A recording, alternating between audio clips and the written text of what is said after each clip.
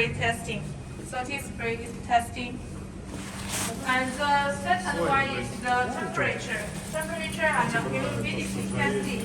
Temperature and humidity testing to make sure that our products can work well for high temperature, low temperature, high humidity, or low humidity testing. So usually it's put the products into the equipment and use the water to cycling to shock the products. And here is the rain testing room. The rain testing room for many equipment, outdoor equipment, can reach to IP66, 67, or 68. It depends on the customer's request. And this is the vibrate and drop test. Because during the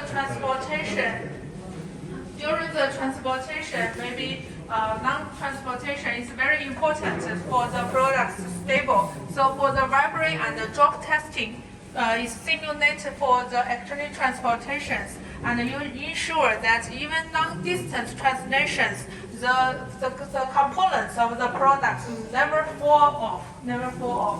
And this is the static test, and the EMC test, and the ROS test. And here is also battery test.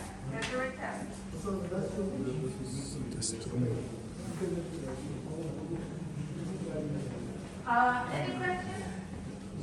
And here is the X-ray test. So put the chip or some components into the equipment and use the X-ray to scan it to make sure that the function, the inside, everything is well. No short circle. So IC chip and also PCB or other equipment to put into the equipment to scan.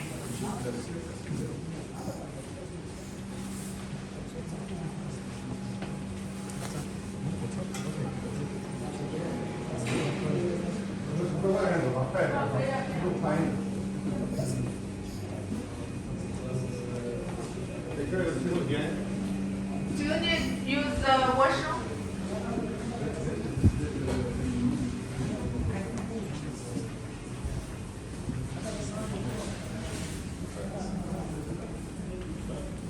Okay, everyone, this way please. Let's go.